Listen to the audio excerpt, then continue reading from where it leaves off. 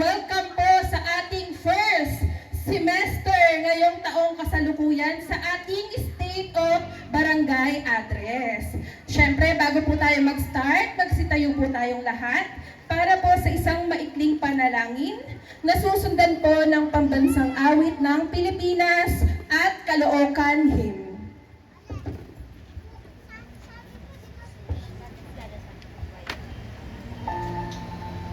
Panginoong Diyos, kami po ay lumalapit sa inyo ng may mapagpakumbabang puso. Hinihiling po namin ang inyong paggabay at karunungan sa pagsisimula ng aming gawain. O Diyos, nawa ay pagpalain mo po ang bawat isa at kumagitna ka po sa amin sa araw na ito.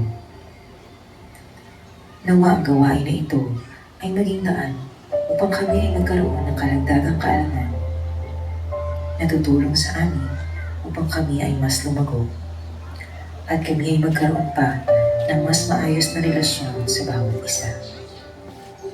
Tulungan ninyo po kami magkaroon ng bukas na isip at puso at pagkakaisa upang mapaglingkuran ka namin sa lahat ng aming gagawin. Bigyan ninyo po kami ng lakas upang masunod ang inyong nais sa aming buhay. At gamitin ang mga talento na ibinigay mo upang makatulong sa aming kapwa. Ininadalangin namin ang lahat ng ito sa pangalan ni Jesus. Amen.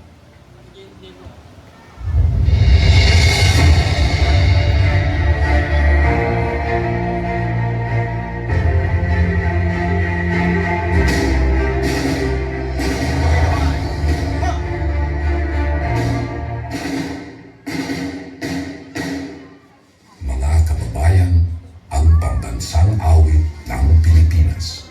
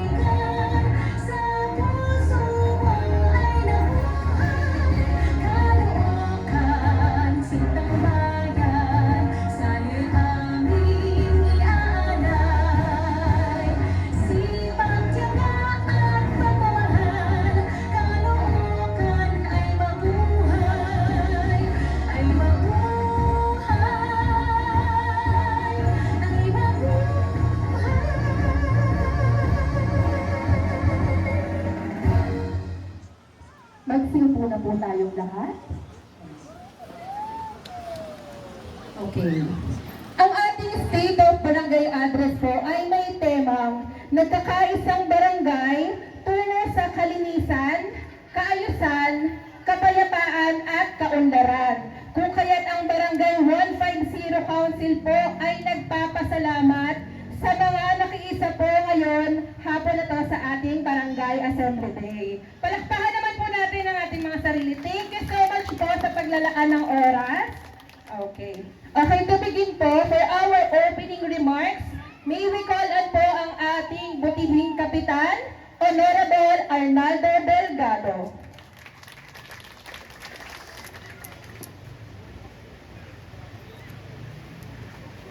Magandang tanghali o hapon po sa ating lahat.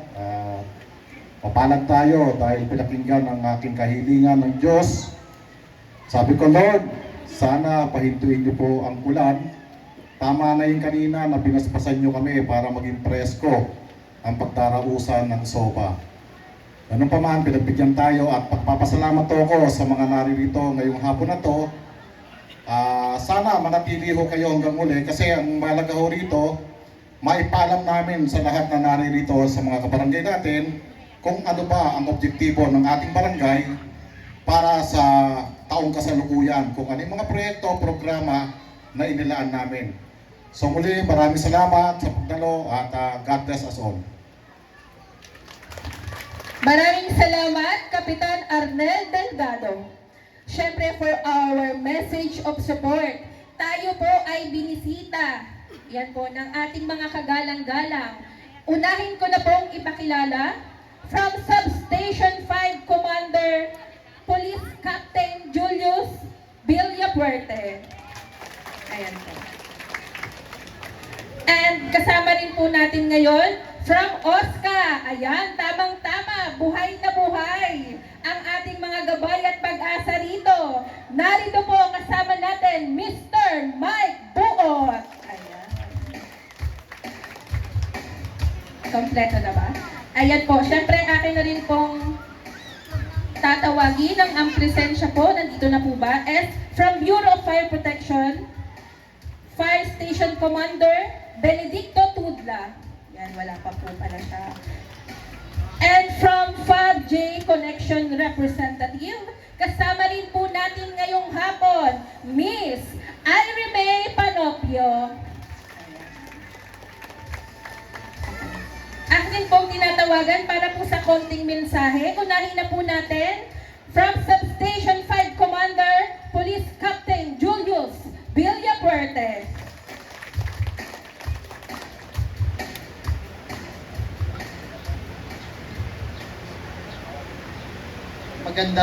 Magandang hapon po sa ating lahat dito sa komunidad ng Barangay 150. Una-una, nagpapasalamat po ako sa ating punong barangay, Cap Arnaldo Delgado. Maraming salamat, Cap. Sa ating pong mga kasama, mga kagawad, ibang mga naririto, residente ng Barangay 150. Maraming salamat po sa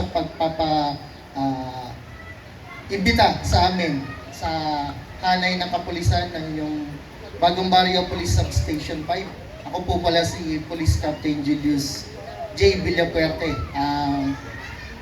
bagong talagang substation commander o ang nagbabalik na substation commander po ng Bagong Barrio Police Substation.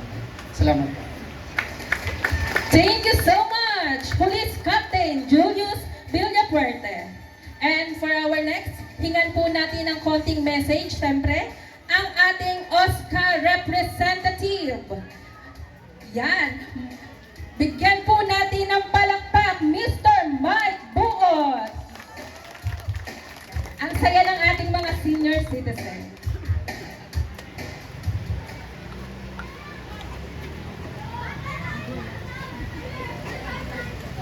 Sige po. Magandang hapon po sa bawat isa. Magandang hapon naman po sa akin. Magandang hapon po sa ngalan po ng ating Mayor Along Malapitan at sa aming pong Hepe, Sir Alex Martin Adorada, sa aming pong Action Officer, si Ma'am Marilyn De Jesus, at syempre ang buong Oscar ay bumabati po sa inyo ng magandang hapon at kinocongratulate po ang ating punong barangay. Pwede po natin palakpakan natin punong barangay Arnel Delgado. Yan sa kanyang napakasipag at talaga namang punong-puno na malasakit na paglilingkod po dito sa atin sa barangay 150. Ganun din po, palakpakan po natin ang ating mga magigiting na kagawad. Ayan, at ang ating po mga magigiting na staff. Sige po. So ako po ay naimbitahan sa hapon na ito upang ipaliwanag po sa inyo ang ilang mga programa patungkol po sa ating mga nakatatanda o sa ating mga senior citizens. Taas nga po ang kamay ng mga senior citizens. Taas po. Ayun, madami-dami. Kaya pala kahit hanggang dito, gumagaan yung pakiramdam ko. Kasi pagdaan ko po kanina, amoy efficacent oil. Pag nahaplusan po ako ng nanay ko ng efficacent oil, gumagaling po ako. At pag nakikita ko po kayo, hindi po nawawala sa pang-amoy ko yung efficacent oil. Sige po. So, nandito po ako para talakayin po yung ilang mga punto o mga programa patungkol po sa programa ng ating lungsod sa mga senior citizens, no? Unahin ko na po ang inyong senior ID. Lahat po ba kayo ay meron ng PBC ID? Taas po ang kamay, yung ID niya ay PBC na, hindi pa karton. Yan, maraming salamat po. Bakit po na mahalaga na PBC ang ID natin bilang mga senior? Bakit po? Kasi ang basihan po ng ating birthday cash gift ay sa pamamagitan po ng PBC. Kapag ang inyong senior ID ay yung karton pa, panahon pa ng ating dating Mayor Oka Malapitan na ngayon ay congressman, no? At yung tatak, yung karton pa na may tatak po na logo dati ni Mayor Alo, ngayon po binago na. PBC ID na. At kapag kayo ay naka-PBC, kayo po ay kabilang nasa listahan na tatanggap ng birthday cash gift tuwing birthday. Naalala niyo po, nung panahon po ni Mayor Oka, kapag birthday nyo, kayo po ay tumatanggap ng spaghetti. Tama po ba? Parang may tama na po kayo. Tama po ba? Tama, opo. Tapos, nung naupo po ang ating Mayor Along, ipinangako niya na pag-upo niya, yung spaghetti ninyo dadagdagan ng 500. Alam na alam niyo, pag pera talaga, 500. Wala pa pong 2 months na ipatupad na po kaagad ng ating Mayor Along sa pamamagitan po ng ating Councilor Enteng Malapitan, isinatupad yung batas na lahat ng senior sa Caloocan tatanggap ng 500 tuwing birthday niya. Pero kailangan naka-PBC ID na. Bakit? Kasi wala na yung luma nating database, bago na ina-upgrade po o ina-update po natin yung mga database po sa Caloocan. Ngayon, ang good news, yung spaghetti nyo, dinagdagan ng 500, ito lang, 2026, di ba? Isang batas na naman yung ipinatupad ng ating Mayor Along. Yung 500 ninyo, ginawa ng 1,000. 1,000. Parang hindi kayo masaya. Masaya po ba kayo? Parang hindi yung pinalakpakan si Mayor Along. Wag na ho, napilitan kayo. So, yung 500, ginawa ng 1,000. Sinong nakatanggap na ng 1,000? Taas ang kamay. Yan, konti pa lang kasi 3 buwan pa lang yung dumadaan o magta-3 buwan pa lang. So, sa mga susunod na magbe-birthday, kayo po ay tatanggap ng 1,000. Ang tanong, may spaghetti pa ba? Sino may sabing wala na? Sino may sabing meron pa? Sino hindi tong kanina pa parang nakikinig ka lang, wala kang pakialam? Yung 1,000 nyo po, dinagdagan pa rin po yan. Kasama pa rin po yung spaghetti, kaya lang hindi na po natatapat ng birthday ninyo. Tuwing Pasko na po. Ang tawag po dyan ay Noche Buena Senior Package. Parang tuwan-tuwa kayo. Ano ba gusto nyo? Yung spaghetti package o 1,000? Yung 1,000 kasi mga mukha tayo. Kayo may sabi niyan, ha? Hindi ako may sabi. Ibig sabihin, nakakatuwa ng ating mayor, no, taon-taon, no, lagi merong magagandang programa patungkol po sa mga senior citizens. O sige, okay na po tayo doon. May 1,000 na. Sa Pasko, meron pong senior Noche Buena package. O, yan nakakatuwa sa lungsod po ng Caloocan. Tuwing Pasko, meron po tayong pamaskong handog. Tama? So, meron na kayong Noche Buena package galing sa Oscar at meron pa kayong pamaskong handog. O, kita nyo naman, talagang mga spoiled talaga ang mga senior. Tapos di man lang kayo pumapalakpak yung mayor. Sunod po. Sunod. Meron pong batas na itinakda ang National Commission on Senior Citizens. Ang tawag po dito yung Centenarian Act. Kapag ang isang senior, makinig po kayo, lalo na yung mga 80. Taas po kami ng mga 80. Yung mga 79, mag-80. Yung mga mukha ng 80. Wala pa, okay. So, lahat po ng mag-80, 85, 90 at 95, ayon po sa batas na isinagawa ng NCSC, tatanggap po yan ng 10,000 mula po sa pamahalaang nasyonal.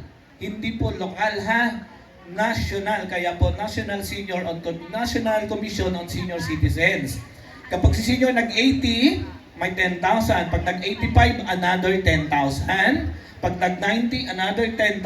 Pag nag-95, another 10,000. Pag pinalad pa kayo, malakas-lakas pa kayo, hindi kayo nagpa-stress sa mga manugang nyo, umabot kayo ng 100, meron po kayong 100,000 mula sa nasyonal. Plus, gusto niyo po bang dagdag?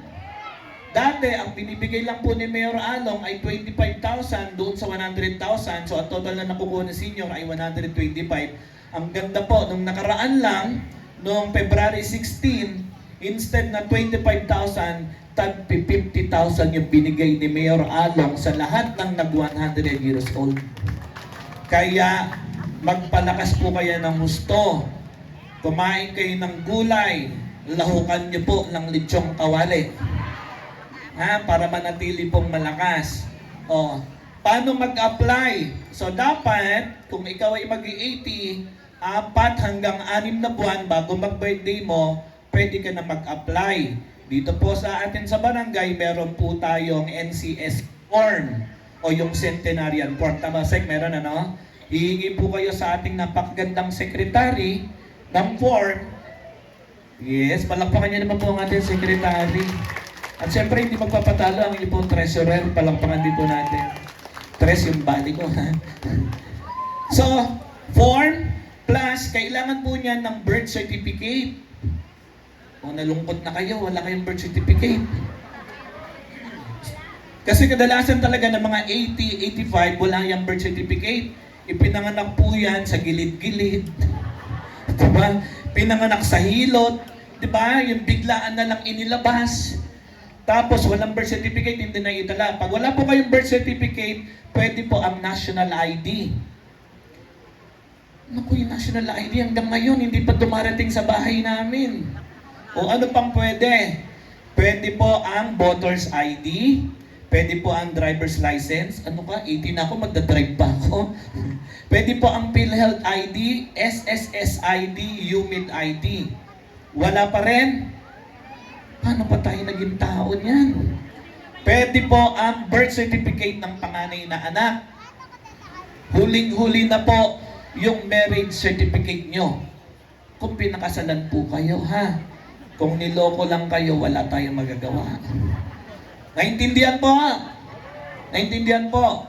Kasama po nun, pipicturan po kayo ng whole body, ipapaprint po sa A4 size. Pagka meron na kayong requirements yung dalawa, yung birth certificate na original PSA o kaya national ID, either or lang po doon, ha? Kung may birth certificate na, kahit wala ka ng national ID. Kung may national ID ka na, hindi na kailangan ng birth certificate. Kung wala ka parehas noon, meron ka lang voter's ID, sasamahan mo pa ng senior ID. Okay? Maliwanag, ha? Tapos, picture. Pagkatapos, fill up pa ng form. Pagka-fill up ng form, papanotaryo. Pagka ipananotaryo, ipapasa kay Oscar. Mag-aantay lang po ng abiso mula sa NCSC kung kailan ang itinakda o itatakdang payout. Okay, naintindihan po. Mamaya po may tanungan tayo. Pero hanggang isa't kalahating tanong lang. May tanungan po tayo. Pupunta po tayo doon. Okay, at least maliwanag po sa inyo ha. Meron na po kaming unang naganap na payout nung nakaraang February. Para po yon sa mga nag-apply noong 2024 at 2025. Kaya lang, hindi po lahat na isabay doon kasi yung iba may mga compliance pa. Tinatawagan, hindi matawagan, kinokontak, hindi makontak, may compliance. Kailangan pong, yan, tingnan mo pa sa'yo, sir. Kailangan pong i-comply yung mga compliance. Okay na po tayo sa centenarian. Punta na tayo sa gumugulo sa isip nyo. Ano po yon? Social pension. Tama po ba? Gulong-gulo na po ba kayo dyan? Ito po, makinig po kayo ha. Talasan ng pandinig. Ang social pension po, ang tawag po dyan sa batas, Social Pension for Indigent Senior Citizens. Anong Tagalog ng indigent? Mahirap. Higit na nangangailangan. Sa English, poorest of the poor. Kasi bakit po? Sino may hawak ng programa? DSWD, Department of Social Welfare and Development. Paano po ba makapag-apply? Anong requirements? Una, dapat wala kang tinatanggap na SSS kahit magkano. Mapa 1,000, mapa 500, mapa 11,000, hindi po agad pwedeng isali. Auto reject na po kaagad. Dapat wala kang SSS o ano pa mang pension na tinatanggap. Pangalawa, bilong ka sa poorest of the poor na family. Parang nalungkot na kayo. Okay? Pero kung sa tingin ninyo, qualified kayo, wala pong SSS, pasok ako. Pasok ako dun sa sinasabi mo, Sir Mike, na poorest of the poor, pwede po mag-apply. Anong requirements? Napakadali lang po. Xerox lang po ng inyong ID kabilaan, lalagyan po ng contact number. Ipapasa kay Oscar. Mag-aantay kung kailan po ang interview. Sunod ng interview, validation. Ano pong nangyayari sa interview? Hindi po yan kayo muna i-interviewin sa bahay. Merong isang magaganap na malakihang interview. Pupunta kayo sa venue, pag in-interview kayo, dapat sabihin nyo na po kaagad yung totoo. Bakit? May kasunod po yung validation. No? Nag-interview ka, mahirap po ako, wala po akong SSSS, wala po akong anak sa abroad. Di nakapasa ka sa interview, vinalidate ka. Pinuntahan ka sa bahay, pinagtanong-tanong ka sa kapitbahay, nalaman na yung bahay mo mas malaki pa sa barangay hall ng 150. Anong mangyayari? Mare-reject po tayo. Maganda kung sasabihin na po kagad natin. At higit sa lahat, diinan po natin yung salitang for indigent. Dapat sa mas higit na nangangailangan. Kung ikaw sa tingin mo, okay naman po yung buhay nyo, may anak ka sa abroad, sumusuporta sa'yo, may anak ka nagtatrabaho, kahit paano minaabot sa'yo, malaking bagay na po yan. Kasi ang pinipili po talaga nila, yung mga poorest of the poor. O alam ko na agad yun nasa isip nyo. Ang tanong nyo, bakit yung kapitbahay namin, ang laki ng bahay, nakapasok? Tama po ba? Ang tanong, alam po kaya talaga ng DSWD? Nagsabi kaya siya ng totoo o hindi? Ang pwede nyo pong gawin, pwede nyo pong ibulong sa akin mamaya. Kunin natin yung pangalan. Tapos sasabihin ko, ikaw yung nagsumbong. Ay, hindi, joke lang. Confidential po yun, ha? Hindi po namin malalaman, hindi po malalaman ni DSWD hanggat wala pong nagre-report. So, mahalaga po namin nagre-report. Kaya makailan lang po, nasa 1,500 mahigit ang natanggal sa listahan. Bakit? Kasi sinabi nila nung una, wala silang SSS. Pero nalaman, nag-cross-matching ang SSS at DSWD, natuklasan merong 1,500 dito sa Caloocan na meron palang SSS. So natanggal po sila sa listahan. Meron pa dyan mga barangay officials pala, may mga kaya-kaya pala, natanggal din po sa listahan. Okay? So naiintindihan na po natin ang social pension? Naintindihan na po? Okay, punta na tayo sa isa pang nagpapagulo sa isip nyo. Last na lang, dalawa na lang. Universal pension. Narinig nyo na po yan? Sabi nyo, pumusumugod kayo doon sa Oscar. Nakita ko, nagpuntahan kayo, galit na galit kayo. Ay, nako, nabalitaan nako. Diba? Pupunta sa Oscar. Sabi sa batas, pwede na daw, may pension o wala. Pwede naman po. Pero ang tawag po doon, universal pension.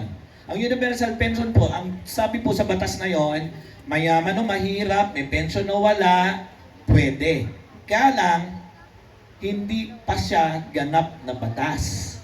Approve pa lang po siya sa Congress. Hindi pa siya naiaakyat sa Senate. Pag naiakyat po siya sa Senate, na-approve, pinirmahan ng Pangulo, magiging batas na po yan. At kami po sa OSCA, yan din po yung panalangin namin na lahat at na yung universal pension na yan ay maisapatupad para lahat ng senior ay magkaroon po ng buwanang tinatanggap mula sa pamahalaang nasyonal. Maliwanag na po yung universal. Okay na po. Punta na tayo sa isa pang nagpapagulo. Last na po ito ha. GCash. Sino na po ang naka-GCash na? Taas ang kamay, naka-GCash. Yan, very good po. Sino ang hindi pa naka-GCash? Taas ang kamay. Madami-dami pa. Alam ko na ang sasabihin nyo, wala po kaming cellphone.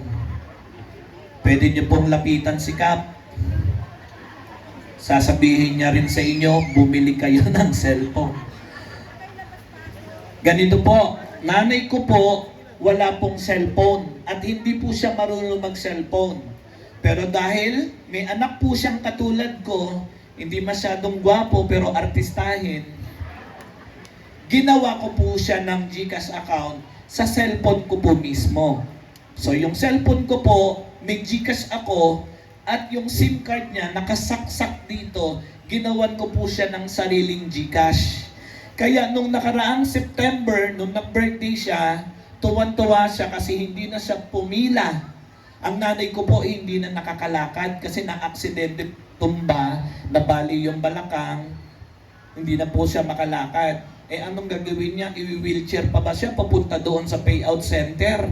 Taga North po yun, ang payout center sa North, ang lalayo mula rito hanggang Balintawak. Yun po ang advantage ng mga naka-GCash. Hindi ka napipila, hindi ka na magpapaserox, hindi ka maulanan, hindi ka maarawan, at kahit masama ang pakiramdam mo, automatic papasok na po sa GCash account ninyo. Tama po? No? Kung may anak po kayo, magpatulong po kayo sa mga anak ninyo. No? Sa mga apo. Tapos kami pong OSCA, pwede pong gumawa ng letter si Kap para kami po ay bababa dito, dadali namin ang GCash team, tutulungan po namin kayong irehistro sa inyong mga GCash. Tutulungan po namin kayo. Okay na po? Naintindihan po? Pasensya na po at medyo napahaba yung patungkol po sa OSCA. Ha? So maraming salamat po at magandang hapon po sa inyong lahat. Thank you so much, Mr. Mike Buot. Ayan. Okay, bago po natin tawagin ang susunod po nating bisita, pwede na po nating mag-open forum about po sa diniscuss ng OSCA representative natin. Pagkakataon na po natin ito. Subukan niyo po. Klarong-klaro po ba, mga lola, lolo? Okay, klaro. Very good po talaga ang ating OSCA representative. And now, let's proceed po sa atin pong bisita ulit from FABJ Connection Representative. Atin pong tawagin Miss Irene May Panopio. FABJ.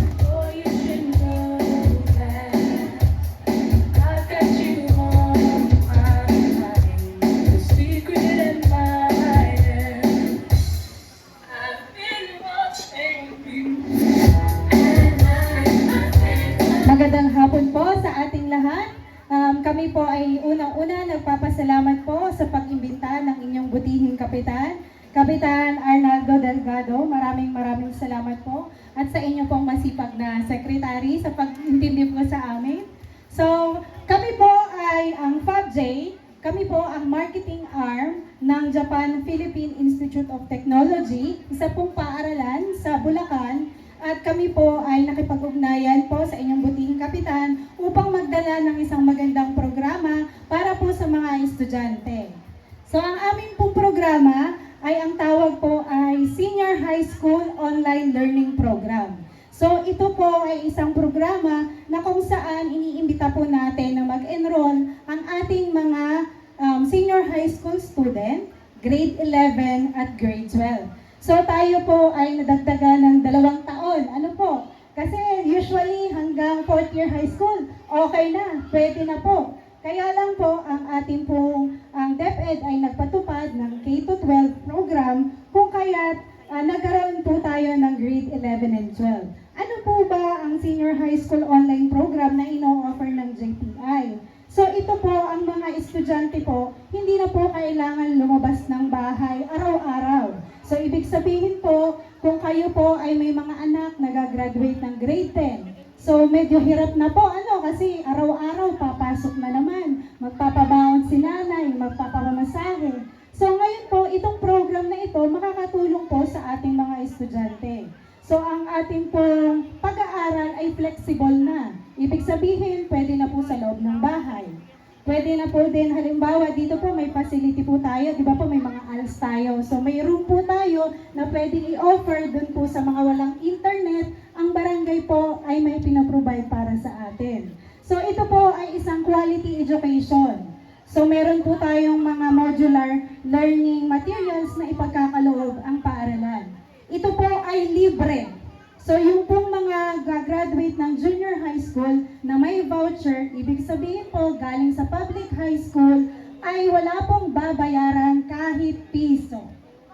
So yun po yung importante sa mga lola po na may mga apo na gusto pong mag-enroll na hindi na po natin sila papupuntahin sa mga eskwelahan araw-araw, ito po ang ating solusyon. So ito naman po ay industry relevant programs. So yung mga courses po na pinapasukan po natin sa mga face-to-face classes, same lang din naman po ito.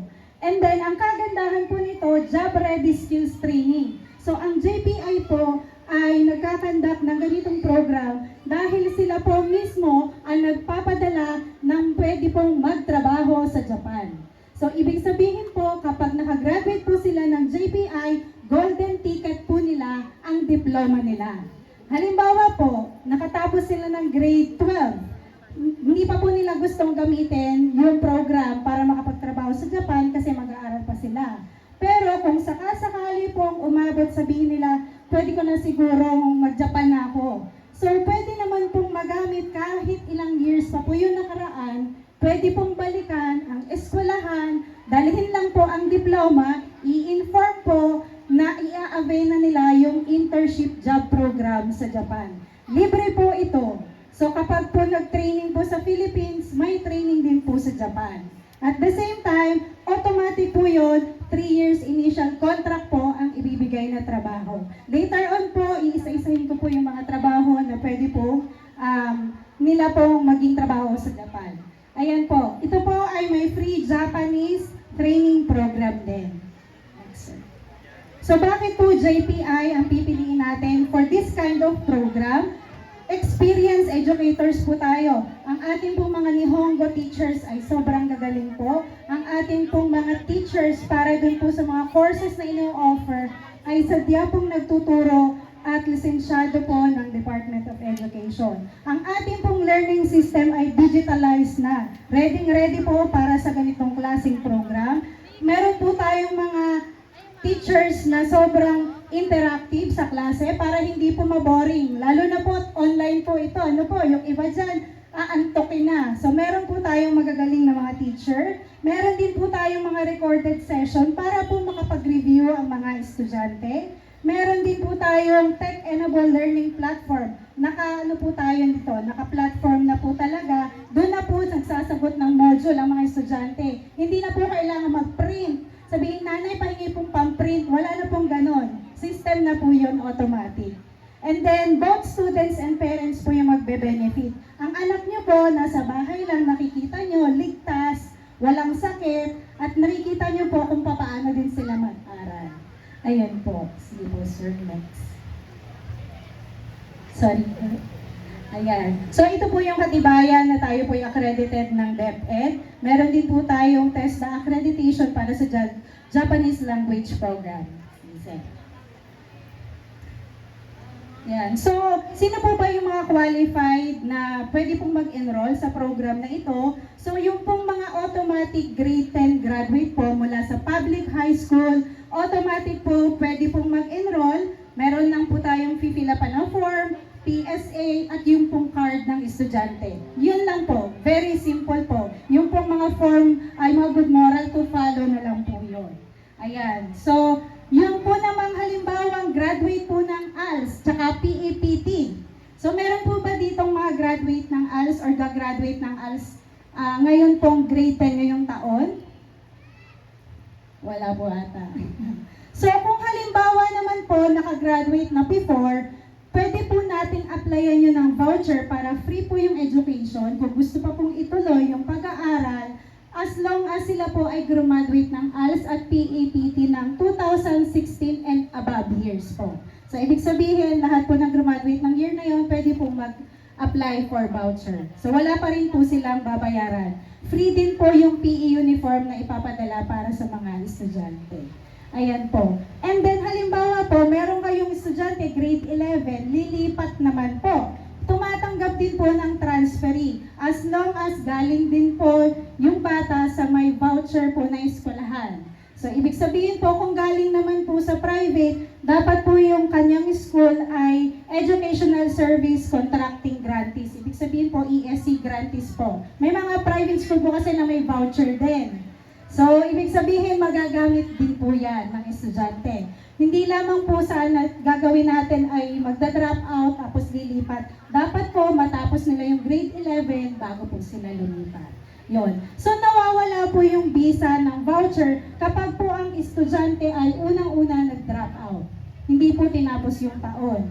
Pangalawa po, hindi po nagre-enroll nung sumunod na taon. O di kaya naman po, hindi na ipasa. So, nawawalan po ng visa yung voucher. So, baka po nagtataka sila, ano po yung voucher? Yung voucher po, hindi po natin nahahawakan yon. Automatic pong eskwelahan po ang nagpa-process. Ayun po. Sige, sir. Thank you po. Yan. Sige po, sir. Okay na po. Sige po po. Yan. So, ano po ba yung requirements lang po? Ganito lang po, kasimple po yan. Meron po kaming registration form na pipilapan po ng mga estudyante. PSA po, nabanggit po ni sir kanina yung PSA. Ayan. So, importante po yung PSA and then yung card po ng estudyante na mag-enroll. Isang magandang programa po ito na napakasimple. Hindi na po kailangan pumunta ng bata. Kami na po yung tutulong para po makapag-enroll sa tulong po ng barangay. Ayan po. Napakaganda po ba? Interesado po sila? Yan. So, ito po ay malaking bagay para dun po sa, syempre po nahihirapan na tayong araw-araw po na magbigay ng baon, di ba po? Kahit pa paano po makakatipid. Then, ito po ay isang magandang program din para makatulong po sa mga pupunta ng Japan, mag-aaral po sila ng Nihongo for free. Yun. So, tutulungan po ng eskwelahan, kasama na po yan sa program nila, ang mag-aral ng Nihongo. Kasi lahat po sa Japan ay Nihongo na po ang gamit.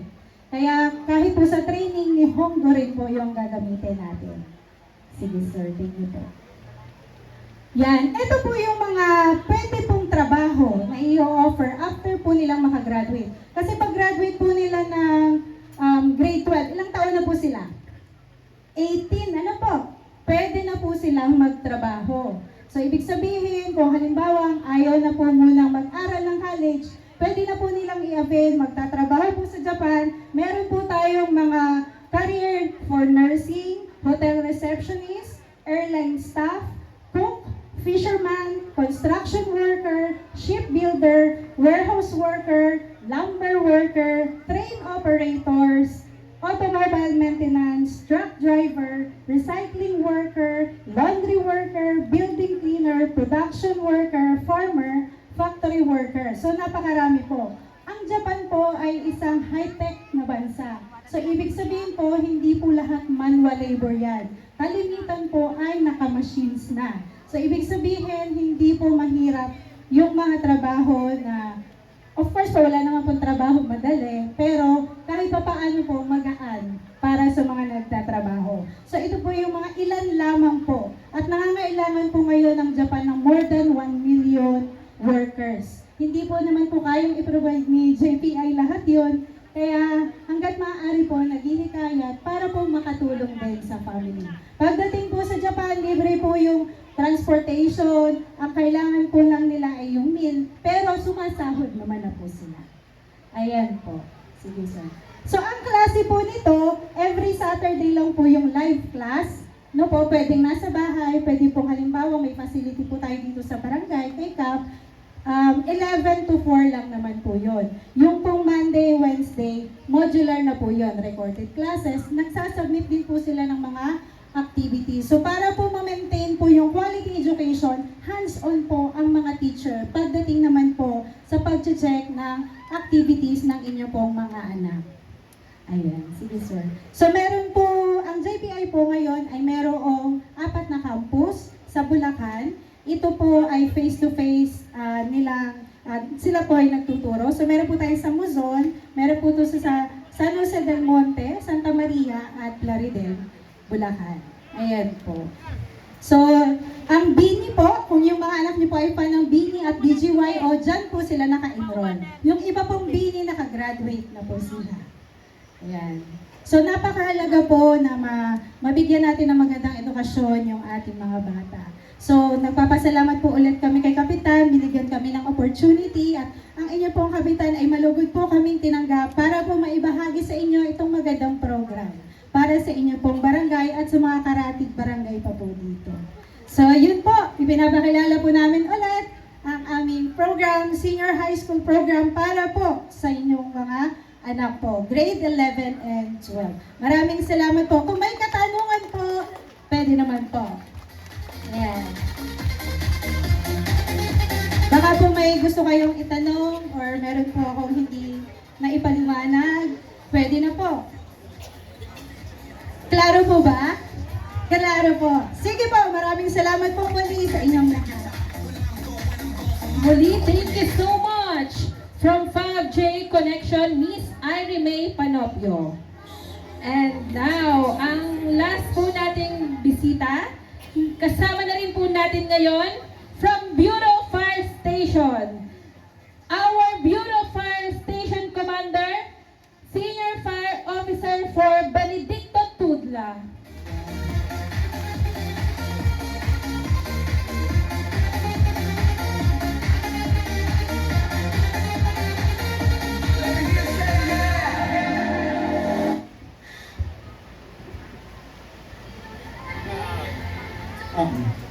Magandang hapon po sa pangunguna natin po ng barangay na si Captain Arnaldo Delgado, sir, at sa kanyang mga kagawad at barangay members, at sa ating station commander ng Police Station 5 na si Police Captain Villafuerte, at sa ating mga guests at sa mga residente ng barangay 150. Magandang hapon po, ako po si SF4 Benedicto Tudla, BAP Caloocan. Ay isang malaking karangalan ang makasama kayo sa ulat na ito sa bayan. Ansoba State of Barangay Address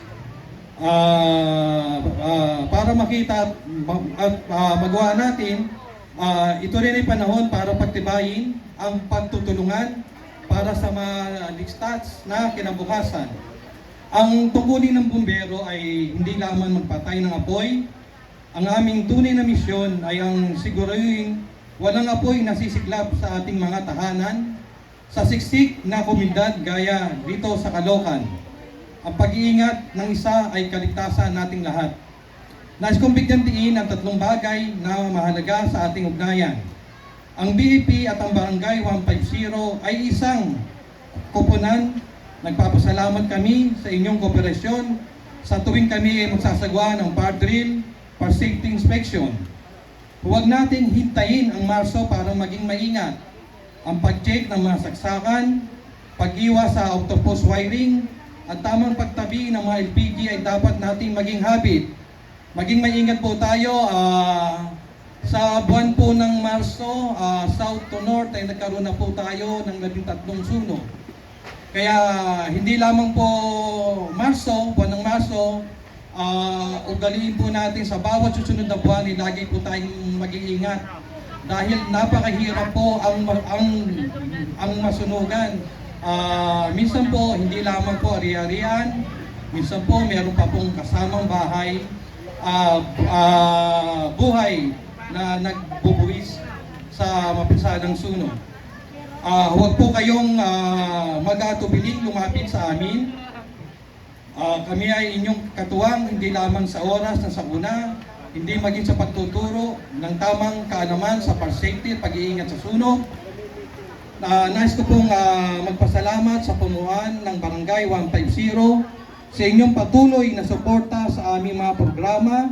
Makakaasa kayo ng inyong hanay na bumbero ay laging handa, laging alerto at laging nagnanais na magsilbi ng may puso para sa bawat pamilyang Caloocan.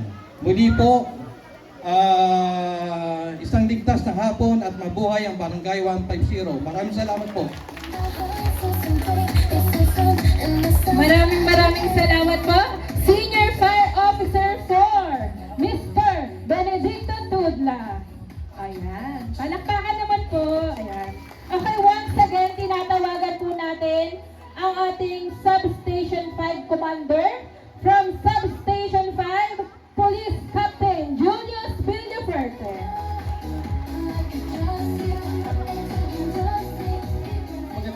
Magandang hapon po ulit sa inyo lahat. So, babahagi ko lang po sa inyo yung mga programa po ng ating kapulisan, ng ating city, lalong-lalo na po sa peace and order dito sa ating lungsod, lalo na dito sa ating barangay. Ang pamunuan po ng PNPA, pinahihigting po natin ngayon ang ating anti-criminality, lalong-lalo na po, hindi naman po siguro lingid sa kalaman ng lahat, at alam ko naman po na medyo bumabalik na po yung pagtaas ng krimen natin, lalong-lalo na doon sa paggamit ng at pagbebenta ng illegal na droga. Lahat po tayo panigurado dito, may mga napapansin na pagdami, madami, nagtataas. Ngayon po, paigtingin po natin yung mga operasyon natin laban sa illegal na droga. Kayo po rin ang inaasahan namin na tutulong sa amin dahil hindi rin po namin ito kaya ng kami lang. So, sana po ang lahat makiisa, lalong-lalo na po dito sa Barangay 150. Meron po kami mga personalities dito na sa ngayon po ay sinosurveillance para po magkaroon tayo ng magandang output o outcome dun sa operation na gagawin natin. Sa tulong din po ng ating mga residente at ng barangay, alam naman po natin, lalo-lalo na dito sa inyong barangay kung sino po yung mga involved. So ngayon pa lang po, nakikiusap na kami, magbago na lang po kayo. Kasi tayo lang din po magkikita rito. Matagal na po akong kilala, lalo na po ng mga, alam nyo na, yung mga involved dito. Kilala lang nyo na naman po ako. Bumalik lang po ako kasi mga nagbalikan daw kayo. So kaya binalik nila ako rito para ibalik ko rin kayo kung saan kayo dapat. So ngayon pa lang po, binibigyan ko na kayo ng warning. Kung ayaw nyo magbago, alam nyo na po kung saan kayo, saan tayo magkikita-kita. Kung may mga katanungan po tayo, may mga gusto po tayo magbigay ng impormasyon, huwag po kayong mag-atubili na pumunta sa opisina namin o sa opisina ko. 24/7, maaaring po kayong kumatok sa opisina namin. Hindi po kami nagsasara. Talo pa po namin ng 7-Eleven. 7-Eleven po, minsan nagsasara. Tama po ba? Kami po, hindi po kami nagsasara. Kahit anong araw, anong oras, anumang sitwasyon, naka-open po ang aming substation para maglingkod po at mag-assist sa inyo lahat. Yun lamang po at maraming salamat po. Thank you so much, Police Captain Julius Villaferte. Okay, and now, to award of certificate Certificate of Appreciation, may we call on our punong barangay Arnaldo Delgado.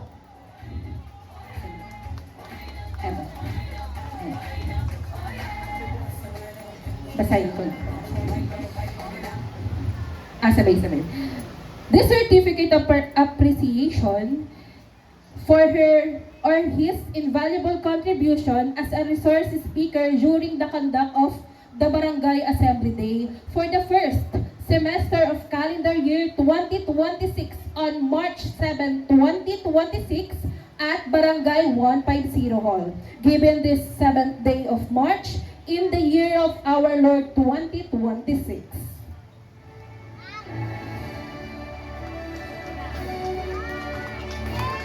Palakpakan naman po natin ang ating bisita ngayong hapon. Thank you so much po sa inyong lahat.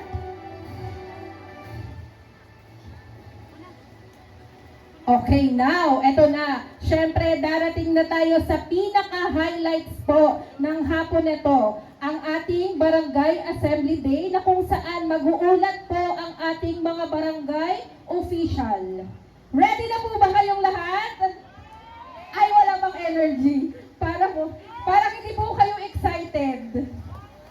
Okay, sige. Baka po mamaya, may energy na kayo. Umpisahan natin sa ating first kagawad. Tawagin po natin, Kagawad Nolan Cruz. Chairman po siya ng Committee on Protection and Waste Management. Mamaya baka may energy.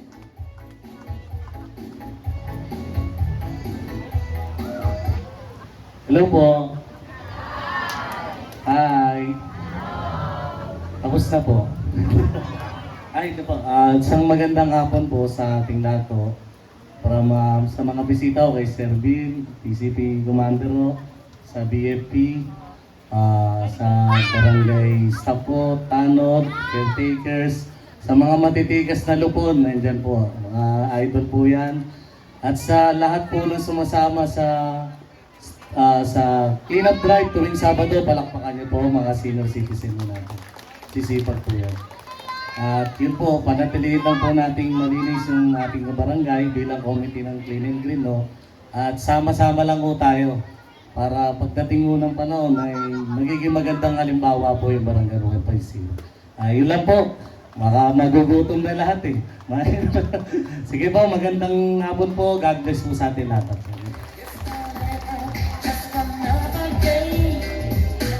Thank you so much, Kagawad Nolan Cruz Jr. And syempre, ang atin pong pangalawang kagawad, siya po ang Chairman of Committee on Women and Family at syempre ang Senior Citizen. May we call on Honorable Dalisa Itebera.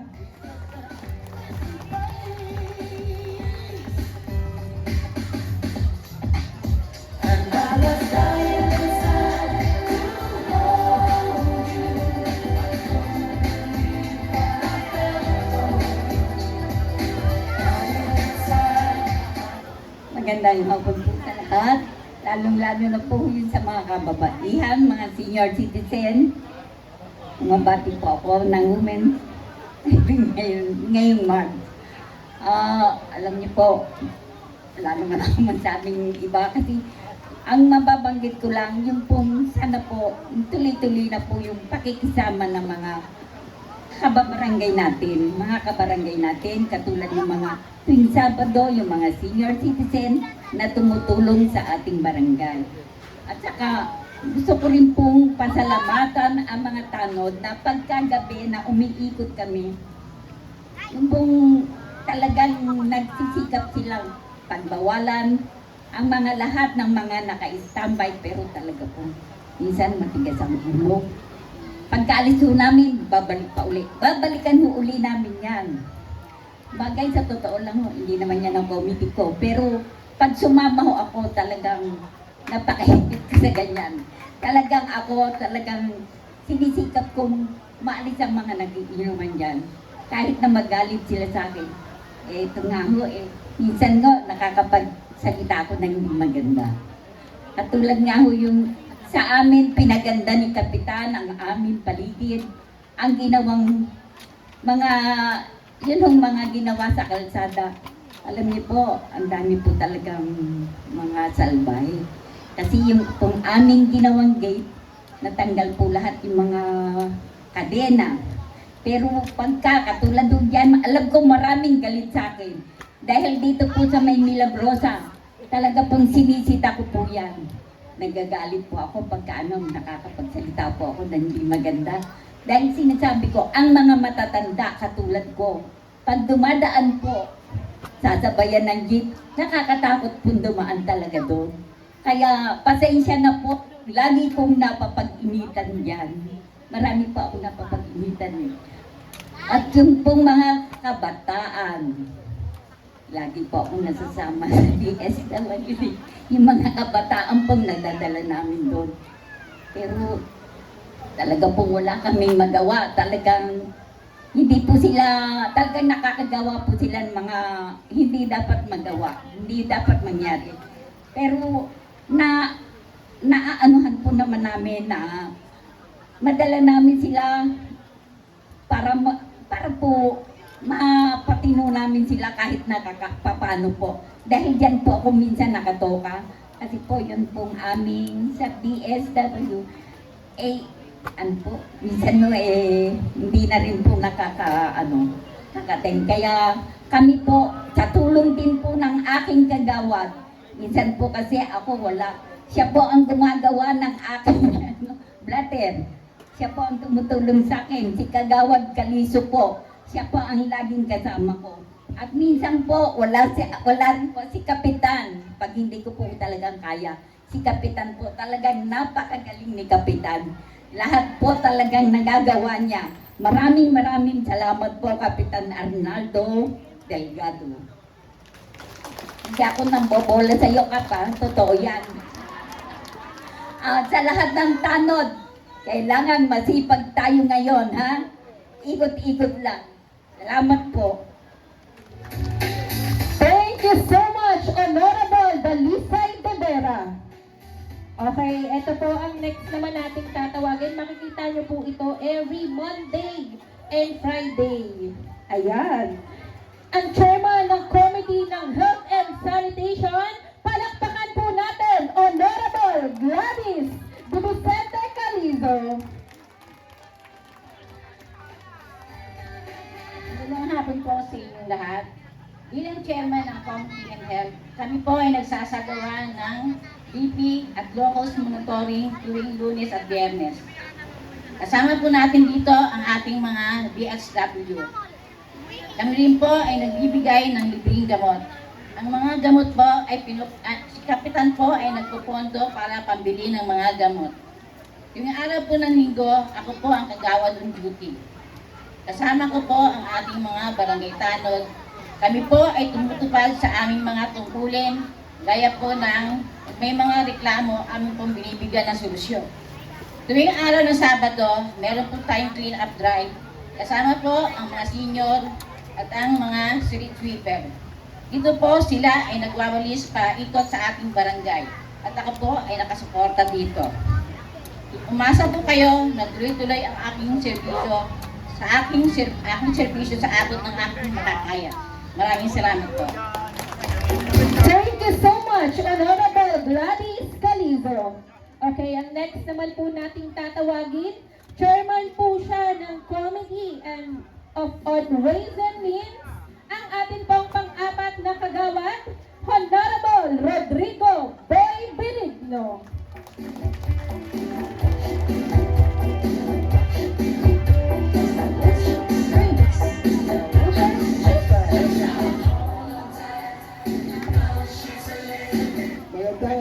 Magandang hapon po sa inyo lahat.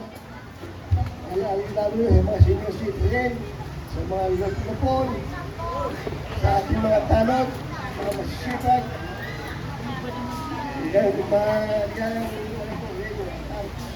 Kayo nakarating dito sa sofa.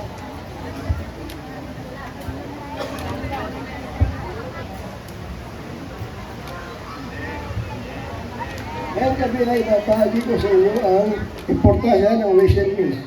Ito po ay tungkol sa tamang paraan ng paglikom at paggamit ng pondo para masiguro na sapat na suporta ang mga programa para sa ating barangay 150. Para sa paggamit sa mga proyekto ng ating kasasakupan, sama-sama po natin suportahan ang programang ito para sa mas maayos na matatag at mas maunlad na barangay. Sipag po na ating punong barangay na si Kap Arnaldo Delgado. Kami po ay tinutupad po namin ang tungkulin namin sa barangay na ito. Ang hirap na po sa gabi, pag kami po umikot ng mga tanod, marami po na pong pasaway. Nagiinom sa kalye, mga pisot na jeep, mahirap masaway. Ay, pinagpasalang namin. Napakahirap po talaga ng lagyan ng mga tanod. Maraming po salamat. Palakpakan po natin, Honorable Rodrigo Boy Benigno. At para naman po sa ating ikalimang kagawad, siya po ang Chairman of Committee on Peace and Order. May we call on Honorable Rodolfo Satsatin. Palakpakan naman po natin.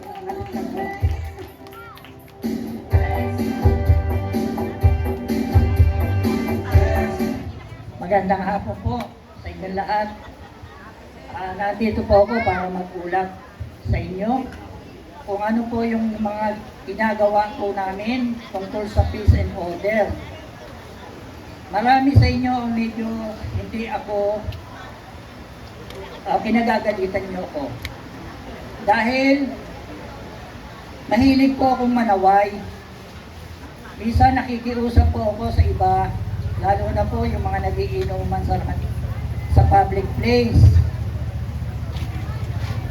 Yung pong aming pagsaway, kayo rin po ang iniingatan namin.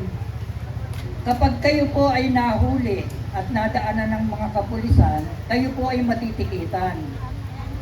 Ang ticket po na yan, ginagawa po yan po ay city ordinance. Pag yan po ay binaliwala po natin, meron pong panahon na dumarating na yung konting babayaran nyo ay hindi nyo na akalain, hindi nyo na kayang bayaran. Yun naman pong pagsaway namin sa mga kabataan, hindi po pagsigil sa kanilang karapatan ang aming ginagawa. Yun po ay para makuhan po yung mga bata ng tamang asal, matuto pong respeto. Dahil pag yan po ay pinabayaan natin, baka pati po kayo ay hindi na rin po irespeto. Pangalawa, yung pong meron pa pong isa na pinakamahalaga po, nabantayan po natin ang ating mga kabataan. Sa aking pong pagmamonitor sa buong paligid ng Barangay 150, ang ginagamit po ng mga nagbebenta ng droga ay ang mga kabataan. Akala nyo po ay hindi mananagot ang mga magulang pag nahuli po yung mga kabataan na yan. Siguro hindi na malingid sa inyo, mapapansin nyo sa lahat ng paligid, makikita nyo yung mga ginagawa ng kabataan. Akala nyo yan ay barkada lang, pero yan ay nagbebenta na ng droga. Pag yung pong mga kabataan na yan ay nagbenta na ng droga, magte-take na po ng droga yan pagdating ng araw. Kahit po yan, pag yan ay nag-take na ng droga, kayo na pong mga magulang, hindi nyo na po kayang pasunurin yan. Uutusan nyo yan, baka murahin pa kayo. Sana po tulungan nyo po ang barangay at ang mga kapulisan na masugpo. Hindi man natin malubos na maubos, sana po mabawasan. Yun lang po ang pinakikiusap namin. Kaya po kami rito sa barangay ay medyo akala nyo mahigpit, mayabang kami, sarcastic kami kung manita. Yun po ay yung pressure lang po na para namin gawin na kahit pa paano katakutan kami o igalang. Dahil kung meron po kayong mga reklamo hinggil dyan sa droga, nakakarating po sa amin, ipinapasa po namin yan sa kapulisan. Lalo na po kung sino man sa amin sa mga kagawad ang pinagbabatuhan at pinireklamo, inire-refer po namin niya sa aming punong barangay at iyan naman po ay inaksyonan natin ng punong barangay at pinababalidate po sa kapulisan. Kaya hindi naman po kami po pwedeng manghuli ng droga. Yun lang po, sana ang pakiusap ko lang sa mga magulang ng mga bata, ingatan. At saka yung mga nagiinuman mga kabataan na may anak na, wag na sanang isama sa inuman ng mga bata. Hindi po lingid sa amin sa barangay yan, kita po namin lahat yan. Inaabot alas 2, alas 3 ng madaling araw kasama ang batang nasa 7, 6 na taon, 5 taon kasama nila sa inuman. Sana po mabawasan para kahit paano yung ating barangay ay maging maganda at maayos at tahimik. Maraming salamat. Thank you so much, Honorable Rodolfo Satsati. At para naman po sa ating pang-anim na kagawad, siya po ang Chairman of Committee on Ethics. May we call on Honorable John Francis Kasugay.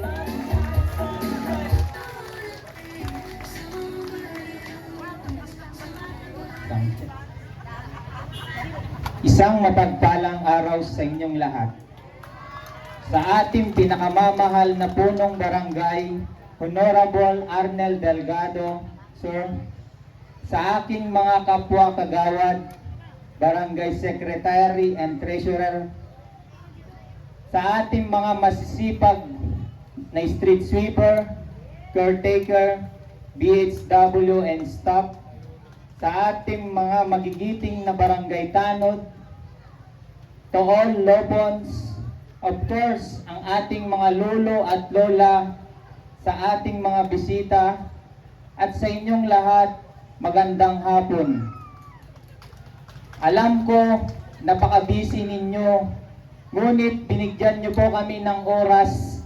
Ibig sabihin, mahal nyo po kami, mahal ninyo ang ating barangay, at mahal ninyo ang ating mga kabarangay dito sa Barangay 150, Palakpakan.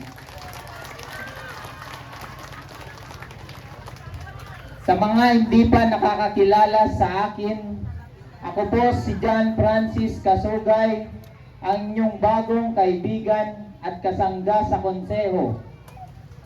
Nandito ang aming mga ginagawa at gagawin pa sa loob ng aming termino.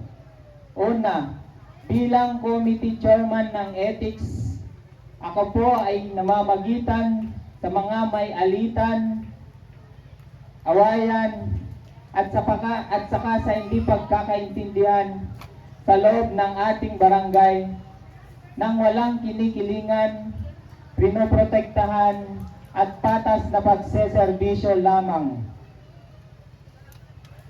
Pangalawa, bilang committee vice chairman ng Peace and Order, isa rin po ako sa nagpapatupad at nagpapanatili ng katahimikan at kapayapaan sa pamamagitan ng paninita, pagbabantay at pagroronda, katuwang ang ating mga pulis at ng ating mga magigiting na barangay tanod sa pamumuno po ni Carmelo Ginawan, ating pong palakpakan. Pangatlo, bilang committee vice chairman ng Clean and Green, isa rin po ako sa nagpapalaganap at naghahangad ng malinis at maayos na kapaligiran sa pamamagitan ng harapan ko, linisan ko, at ng offline kalinisan, katuwang ang ating mga masisipag na street sweeper, caretaker, peacekeeper, at ng ating mga volunteer senior citizen, ating pong palakpakan. Pang-apat, bilang committee vice chairman ng Education and Sports, ako po ay nakatutok at nakaalalay sa lahat ng mga adhikain ng ating mga sangguniang kabataan sa pamumuno po ni SK Chairman Earth Alipio, palakpakan. Lastly, social service. Sa tulong ng ating ama ng barangay at ng buong konseho, kami po ay nagkakaisa at nagtutulungan sa lahat ng mga proyektong pangbarangay galing man sa national o local. Saksi po kayo kung paano magserbisyo ang inyong mga lingkod. Kaya naman kami po ay pinagmamalaki na tayo po ay pinarangalan ng Most Outstanding Barangay 150. Sa inyong pakikisa at pakikipagtulungan, papuri at pasasalamat ang aming igaganti sa inyo. Sa paglipas ng panahon at pagpitas sa mga dahon sa kalendaryo, ako po ay mananatiling tunay, tapat, at magseserbisyo publiko. Ako po ay nagpapasalamat sapagkat binigyan niyo po ako ng pagkakataon upang maglingkod sa inyo. Sa nalalapit na eleksyon, ako ay muling tatakbo bilang kagawad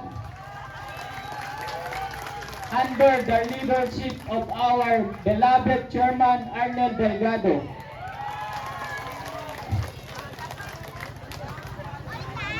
Nandito po ako nakatayo, hindi lang nakaupo, at lalong hindi lang sumasahod, bagkus nandito po ako para sa inyo.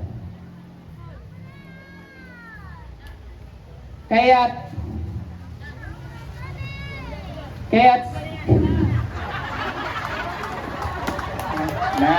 kinakabahan na ako kasi baka sa susunod na election last na tayo ko na dito. Kaya't nasa inyo na po ang paghuhusga kung karapat dapat pa akong manatili sa pwesto. Sa inyong lahat, maraming salamat. I love you all. Thank you. Thank you so much, Honorable John Francis Kasugay. Okay, ang atin pong pang-pitong kagawad, unfortunately, wala po siya ngayong hapon. Pero po, akin po pa rin ipapakilala ang Chairman ng Committee on Public Works and Infrastructure, Honorable Edwin Latumbo. Ayan.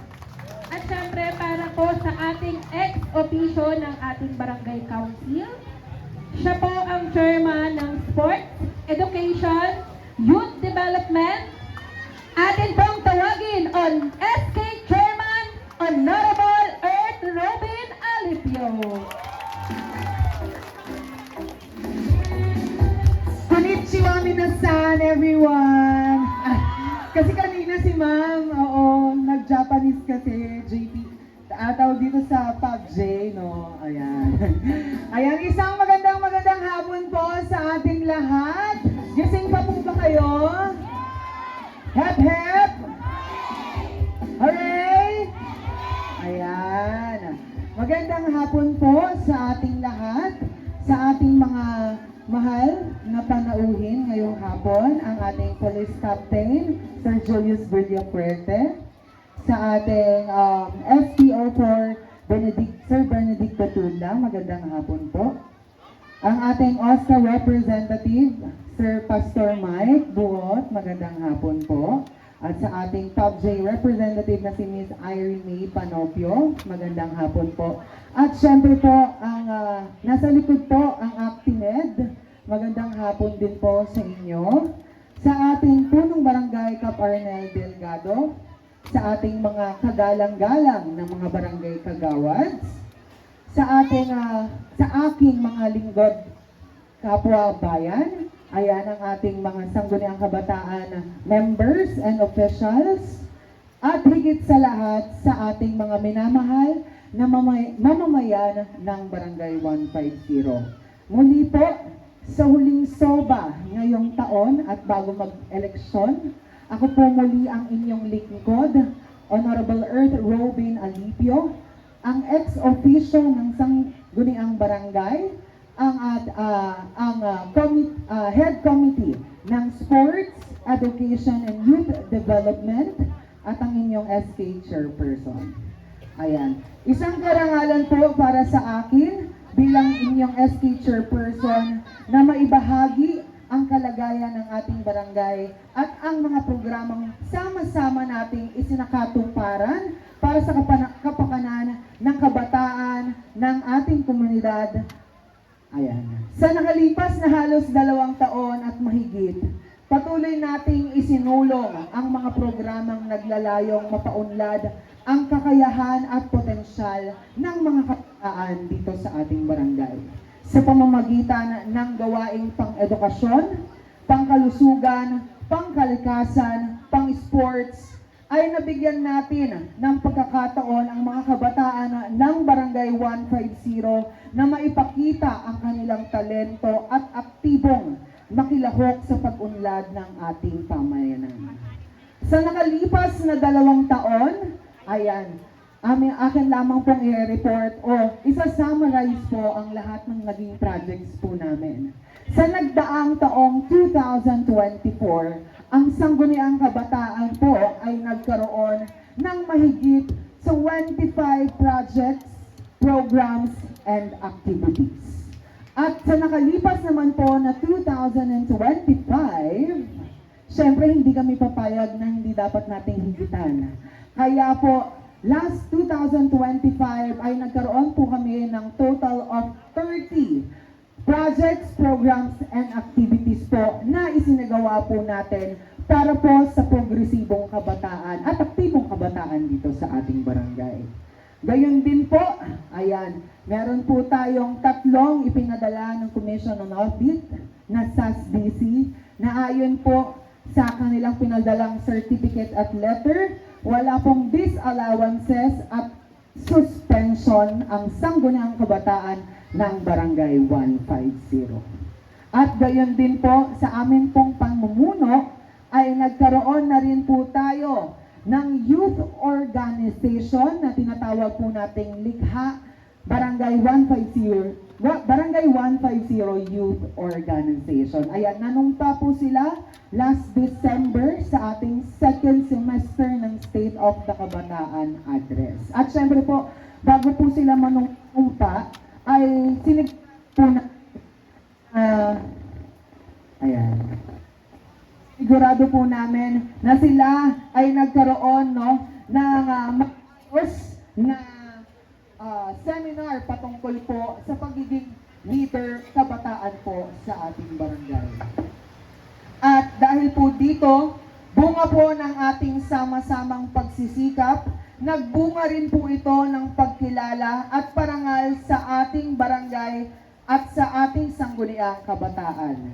Ipinagmamalaki nating maibahagi na ako po bilang SK Chairperson at ang SK Barangay 150, gayon din po ang Barangay 150 ay pinangaralan ng iba't ibang programa at inisyatiba na naglalayong itaguyod ang aktibong partisipasyon ng kabataan at ang maayos na pamamahala sa komunidad. Last December 2025, sa closing session po ng Sangguniang Kabataan Federation Caloocan, ang inyo pong lingkod ay binigyang parangal bilang isa sa mga natatanging SK Chairperson sa buong Caloocan. Gayon din po ay pinangaralan din po ako bilang kabahagi po ng natatanging SK Zone Chairperson po ng Caloocan na humahawak mula sa Barangay 142 hanggang Barangay 155.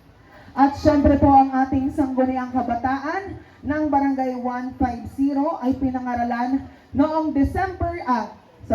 November 2025 bilang top 13 sa buong gumagamit ng SK Loud App website sa buong Pilipinas. At ngayon pong January 2026, from the top 13 po ay tumaas tayo at napunta po tayo sa top 4. Ayun po, ay dahil po sa pakikipagtulungan po ng ating mga aktibong kabataan dito sa ating barangay. At syempre po, hindi mawawala, last February 16 ay binigyan din po ng parangal ang ating barangay bilang isa sa mga most outstanding barangay sa buong Caloocan.